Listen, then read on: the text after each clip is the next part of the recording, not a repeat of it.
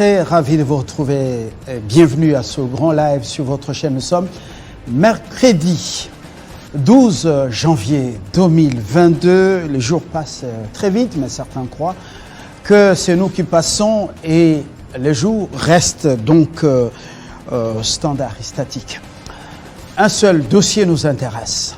Nous rentrons dans le Grand Kasaï, au cœur du pays. 100 jours, Tshilé-Gelou. Pourquoi ça n'a pas marché? La question taraude les esprits de plusieurs Congolais et même des étrangers. Kabasele Donald y était, il est cadre de l'UDPS, mais on commence par le président national du RICEP.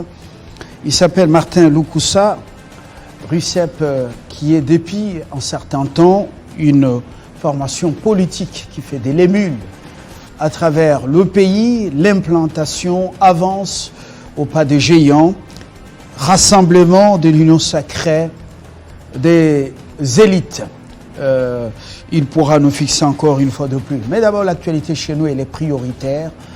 Je retrouve Bénédicte Toya. Martin Lukusa, comme annoncé, est avec nous. Bonsoir, monsieur Lukusa. Bonsoir, monsieur Fabien. Meilleurs vœux.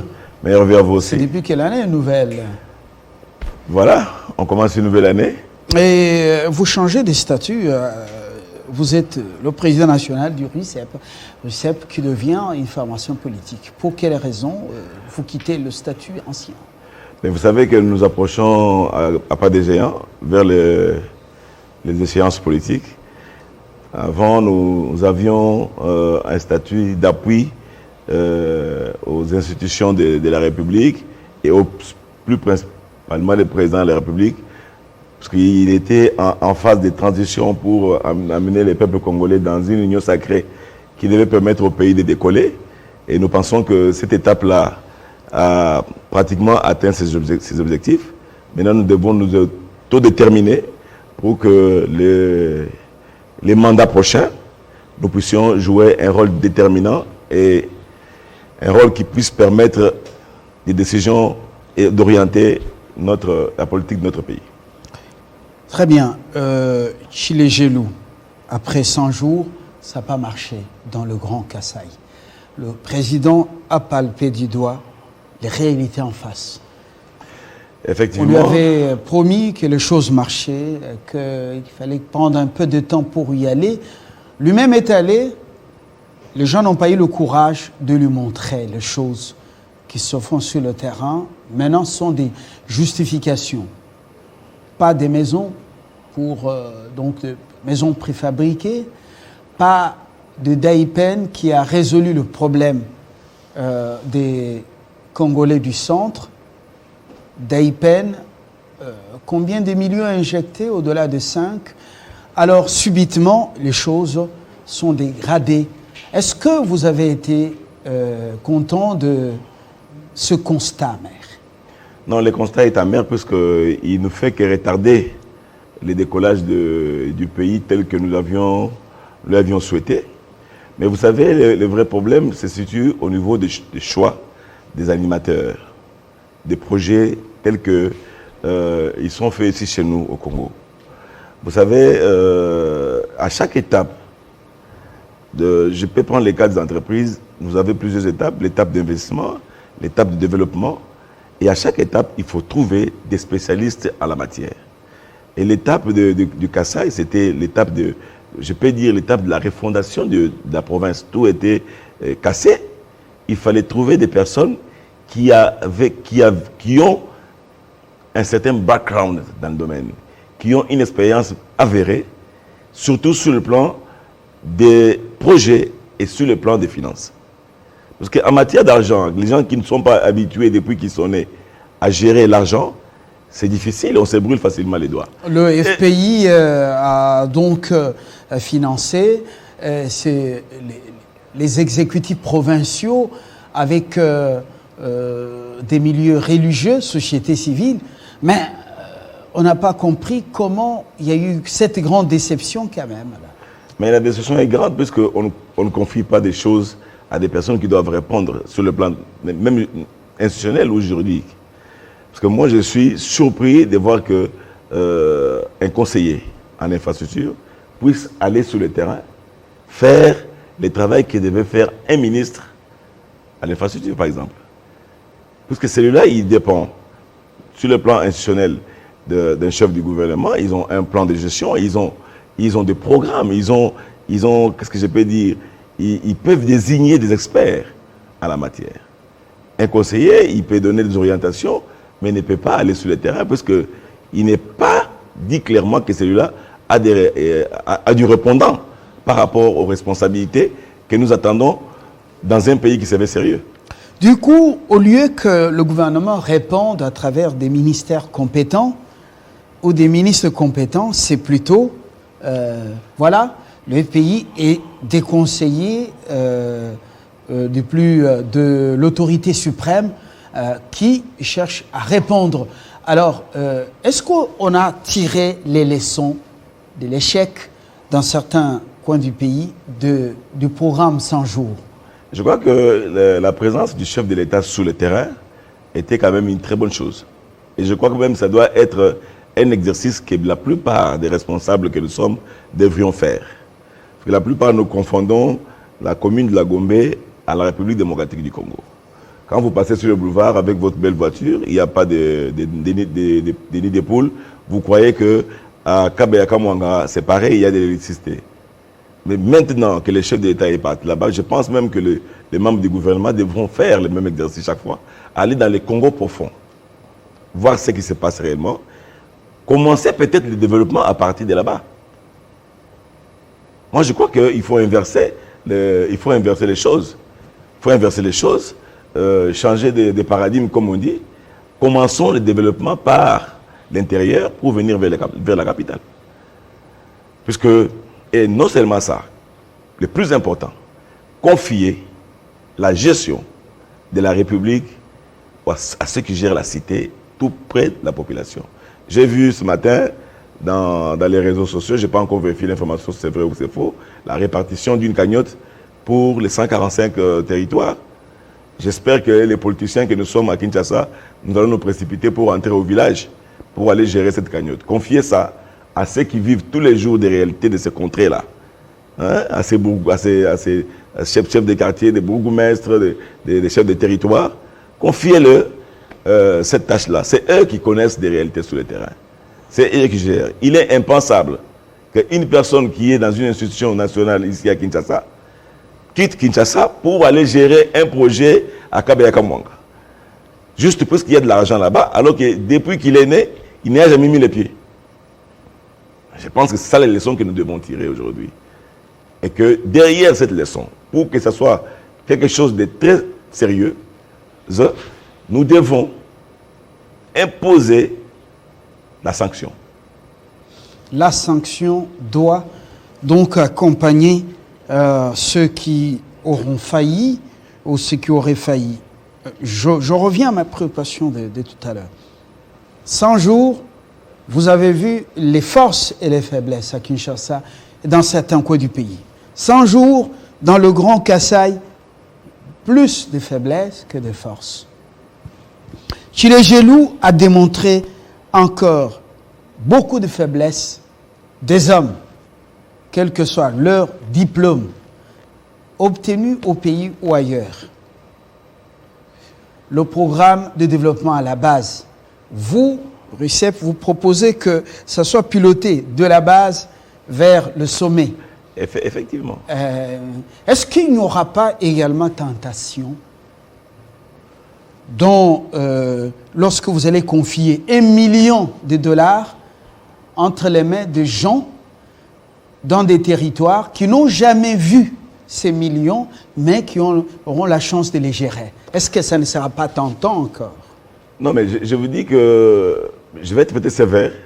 J'ai comme l'impression que nous, Congolais, nos corps et nos mains sont en contradiction avec l'argent. À chaque fois que l'argent tombe entre les mains d'un Congolais, on a l'impression qu'il doit disparaître. Des mécanismes existent pour la gestion de l'argent et la gestion des projets. On ne peut pas trimballer des cash comme ça entre les mains des gens 1 million, 2 millions, 10 millions, 20 millions, vous confiez à un individu, allez faire construire une route. Mais ce n'est pas possible, M. Fabien. Il y a des mécanismes qui existent partout au monde. Ce n'est pas pour rien qu'il y a des institutions financières, ce n'est pas pour rien qu'il y a des banques, ce n'est pas pour rien qu'on nous demande de bancariser les choses. Si vous signez un contrat avec une société sérieuse, à la base, approuvé par tous les mécanismes de contrôle des travaux, et que cette société-là est reconnue sur la place publique avec des comptes bancaires qu'on sort, elle doit faire le travail sur le terrain et être payée par des mécanismes bancaires. Vous pensez que si ça s'est mis en place, un monsieur peut se retrouver avec 1 million, 2 millions de dollars dans sa poche et prendre l'avion pour aller les mettre dans son compte en banque en Belgique ou en Amérique, par exemple? Je ne pense pas. Revenons aux fondamentaux. Il y a des choses simples que nous n'arrivons pas à faire. C'est de respecter des mécanismes de fonctionnement d'un État normal. Les mécanismes de fonctionnement des structures de gestion qui sont connus de tous les spécialistes et de toutes les personnes qui ont un certain background dans le suivi des projets. Oui, suivi des projets, exécution, mais il y a aussi cette affaire de la surfacturation. Les choses peuvent se dérouler de manière orthodoxe, mais la surfacturation vient également planter le pied dans le plat. Mais c'est justement, vous avez remarqué que depuis les premiers 100 jours, les deuxièmes 100 jours et les troisièmes 100 jours, il y a toujours ces problématiques-là de non-respect des règles du marché. Il faut lancer des offres. Il faut faire des tableaux comparatifs de prix, hein, avec des principes de qualité-prix pour voir qui est le meilleur par rapport au prix, puisque nous devons avoir la même qualité. Et pour faire ça, il y a des institutions qui ont été mises en place. Si nous ne sommes pas capables de les faire sur le plan national, faisons appel à des experts internationaux. Internationaux plutôt, je voulais dire. Pour peut-être qu'ils viennent nous aider à le faire. Mobutu a le faire à un moment donné quand il a compris que sur le plan de gestion des finances et monnaie, ça ne marchait pas. On a fait appel à M. Blumenthal à l'époque, vous vous souvenez. Donc je crois sincèrement que ici au Congo, on peut y avoir des gens pareils qui peuvent bien gérer. Mais si nous nous rendons compte que nous-mêmes ne sommes pas capables, ça fait 3 ans que nous essayons que ça ne marche pas, faisons appel à des cabinets internationaux experts. Au-delà des éléments d'information, d'explication donnés par le Fonds de promotion de l'industrie, Martin Lukusa, il y a sur le terrain des preuves palpables que nous n'avons pas tiré les leçons de tout ce qu'on a connu des 100 jours, même sur le plan judiciaire, avec des condamnations. On n'a pas tiré des leçons, justement, d'autres projets. Maintenant, on se lance dans le programme de développement à la base, dans 145 territoires. Le ministre de la Recherche scientifique fait une sortie médiatique au Grand Kassai. Il dit, nous sommes tous des voleurs. Nous, les collaborateurs du chef. Comment avez-vous trouvé cette conclusion dangereuse, quand même? Elle n'est pas dangereuse. Moi, je pense que nous devons appeler chien, chien, chat, chat, si nous aimons encore ce pays, si nous voulons encore que ce pays se développe. Mais c'est du vol, monsieur Japé. Un bien commun qui se retrouve entre les mains d'un seul individu pour sa propre famille. Et c'est du vol. Comment voulez-vous que moi je l'appelle? Moi qui suis RICEP, moi qui veux qu'on incarne des valeurs de justice, des valeurs de développement, des valeurs d'amour de ces pays. Nous ne pouvons pas l'accepter. L'autre fois, vous m'avez réussi si je vous ai dit que nous voulons un état de droit. Et si nous voulons un état de droit, je voulais dire, nous devons renforcer systématiquement notre justice et faire un coup de balai là-dedans. Ou sinon, signons des contrats de coopération avec l'Union européenne, je ne sais pas, en matière de justice, en matière de police, pour que pendant au moins 2 ans ou 3 ans, que ces gens-là viennent nous montrer comment se comporte une justice qui veut être une justice d'un État, des droits. N'oubliez pas que c'est le pilier principal du mandat des chefs de l'État, la justice. Tant que nous ne savons pas punir sérieusement, tant que nous ne savons pas condamner sérieusement, tant que nous ne savons pas faire des analyses correctes sur ce qui se passe ici, nous aurons toujours les mêmes choses qui vont se répéter. Ça fait 60 ans que ça dure. On a connu Mobutu, ce sont les mêmes tares. On a eu le régime Kabila, ce sont les mêmes tares. Nous avons l'impression que nous sommes allés tout droit dans les 5 ans avec les mêmes tares. Arrêtons à un moment donné, ce n'est pas possible. Alors, est-ce que les bases n'ont pas été lancées avec erreur? On sait qu'il y a un gouvernement de la République. Si au niveau des 100 jours, des hommes ont géré des millions et en ont fait ce qu'ils avaient voulu faire avec, mais au niveau des Tchilé-Gelou quand même, est-ce qu'on ne pouvait pas plus faire confiance au gouvernement de la République qui doit en principe rendre compte, qui est redevable vis-à-vis qui est responsable vis-à-vis de l'Assemblée nationale, à travers le contrôle parlementaire, ils rendent compte, au lieu que des conseillers commencent à se justifier pour avoir fait ceci, pour n'avoir pas fait cela. Est-ce que ça n'a pas été des bases un peu jetées avec erreur? Mais vous revenez à ce que j'ai dit tout à l'heure au début de votre émission. Il y a un gouvernement qui porte la responsabilité de la gestion quotidienne de la chose publique. C'est à ces gouvernements qui devait revenir la mission d'effectuer ces choses-là. Puisque dans des ministères, vous avez des structures, des experts, des structures, il y a même des bureaux d'études, il y a même des gens qui sont chargés, prenons l'exemple de la construction qu'on sort, c'est bien structuré là-bas.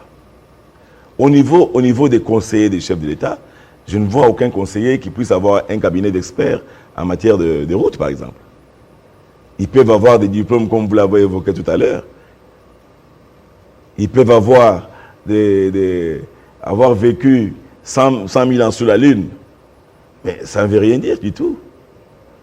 Moi, il y a quelqu'un qui me disait chaque fois, un de mes professeurs qui me disait chaque fois, « Monsieur Martin, votre diplôme n'est qu'une présomption des connaissances. » Et mon père, moi j'ai fait les maths physiques, hein. Mon père me disait chaque fois, monsieur, vous faites bien les intégrales et tout, mais si vos intégrales ne peuvent pas servir à la société, vous aurez étudié pour rien. Ça signifie ceci.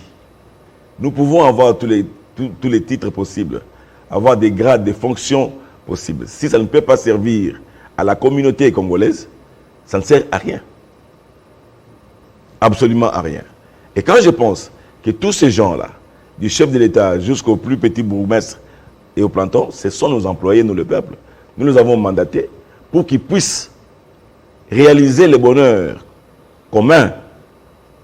Il y a lieu, dès maintenant, de commencer à sanctionner et sanctionner sévèrement. Moi, je pense que le chef doit commencer à sanctionner d'abord autour de lui pour donner l'exemple aux autres. Il avait commencé, j'ai l'impression qu'il a relâché un peu, il doit taper du poing sur la table d'une manière la plus rigoureuse possible. Ce n'est plus possible, ce n'est plus respirable. Alors, balayer de manière exemplaire, vous le suggérez, RUCEP, cette fois-ci que le programme de développement à la base est piloté par le Premier ministre lui-même, mais vous dites que ça doit commencer par la base. À qui faire confiance, parce qu'on constate que l'homme était un animal le plus dangereux de la nature, quel que soit son niveau d'instruction. Le premier est à Kinshasa, il est allé dans quelques territoires pilotes, alors des marchés aux étrangers qui vont descendre dans les territoires ou aux Congolais avec les administrateurs des territoires comme étant les pivots moteurs. L'idéal serait de confier ça à ces administrateurs du territoire. Parce qu'ils ont des structures, ils connaissent les priorités des milieux. Mais à côté de ces gens, il ne faut pas oublier d'installer les contrôles. La confiance n'exclut pas les contrôles. L'homme a toujours tendance à vouloir faire le mal. C'est pourquoi, dans les pays dont vous dites qu'ils sont des pays développés, vous allez voir que les lois sont trop rigides. C'est parce qu'ils ont compris que l'homme a toujours tendance à faire le mal. Il faut les quadriller avec des contrôles rigides, faire respecter des procédures ce qu'on appelle des process. En matière d'argent, être très sévère pour s'assurer que l'argent quitte la banque X vers la banque Y du fournisseur de services ou des travaux, puisque ce travail a été effectivement effectué, contrôlé et fait conformément au cahier des charges. Ces choses-là, si elles sont faites comme cela, il y aura moins d'erreurs, la marge d'erreur sera minime. Mais tant que nous penserons qu'il n'y a que, si ce n'est pas moi qui le fais, c'est ma femme qui doit le faire, ou c'est mon conseiller qui doit le faire pour être sûr, c'est une erreur grave. Même si le Premier ministre doit piloter lui-même, il ne doit pas envoyer ses conseillers là-bas. Il ne doit pas envoyer le conseiller des ministres. Ce sont des territoires qui viennent se développer. Ces territoires ont des projets, ces territoires ont des plans, ces territoires ont vécu des choses de jour au jour. Pourquoi voulez-vous penser que c'est quand vous centralisez l'argent à votre niveau que ça marcherait? Ça ne marcherait jamais, il faut décentraliser totalement. Je vous explique pourquoi il faut décentraliser. Si nous donnons les 1 million ou les 2 500 000 que j'ai vus à Kabeyaka Mwanga, 2 millions à là-bas, 2 millions à, c'est pas à Katakonkombe, si le chef du territoire de Katakonkombe, lui, il est voleur, il trépatouille dans l'argent, les 3 autres sont des gens intègres, on aura quand même les 3/4 du travail effectué normalement. À la différence de maintenant, tout l'argent est entre les mains d'une seule personne. Donc quand il déconne, c'est toute la République qui a les pieds coupés. Décentralisons, renforçons le contrôle, et ça marchera. Les éléments d'information du FPI, vous les avez suivis, qui semblent dédouaner certaines personnalités dans la cour du roi, dans la cour du chef de l'État. Lorsqu'on voit le deadline, lorsqu'on voit le niveau d'exécution des travaux pour le constat fait dans certains chantiers, vous avez vu les caniveaux, justement, et la terre rouge. À Katende, les engins sont encore dans la brousse.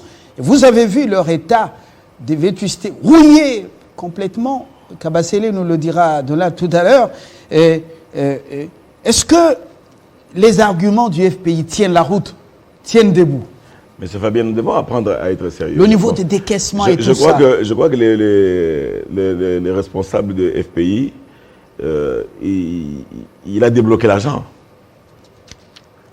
Est-ce que lui, il est allé sur le terrain pour vérifier, ou ses inspecteurs à lui sont allés sur le terrain pour vérifier l'argent qu'ils ont sorti a été affecté aux travaux pour lesquels ça a été destiné? On a vu des magazines du FPI qui étaient allés en Domba pour les ports.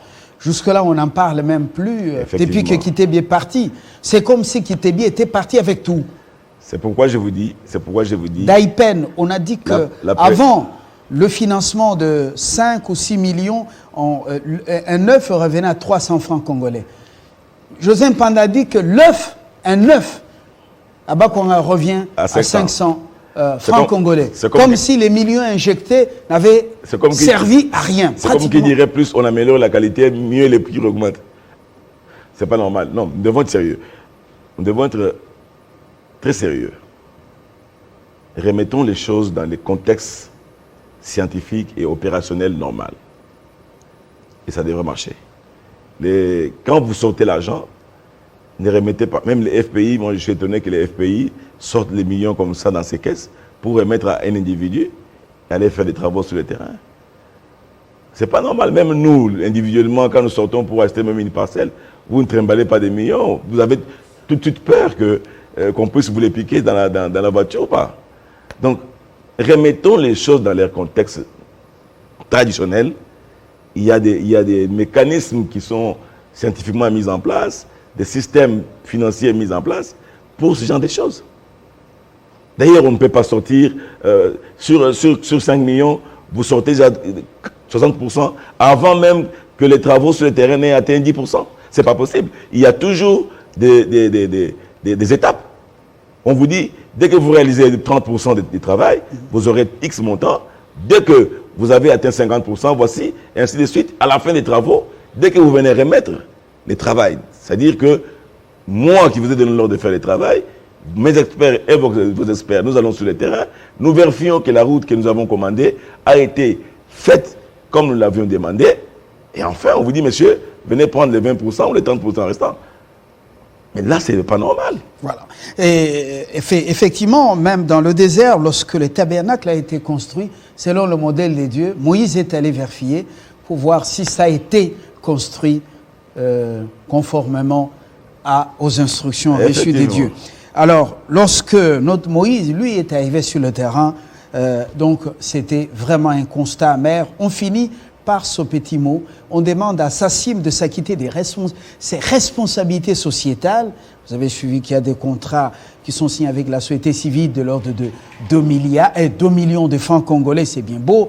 Oui, il y a une tripartite, mais à la mi-bas, il y a un flou artistique. Les diamants et produits, des grosses pierres, destination inconnue. À quel prix on paye les gens à la veille de l'arrivée du chef de l'État? Entre-temps, la MIBA est dépossédée de ses titres miniers et même de recherche des cadastres miniers, par le cadastre minier. Alors, du coup, on est où là? Pourquoi on laisse ce comité de gestion continuer dans ce flou artistique? Moi, je n'ai qu'un seul mot. On tarde à prendre des mesures. Je n'ai qu'un seul mot.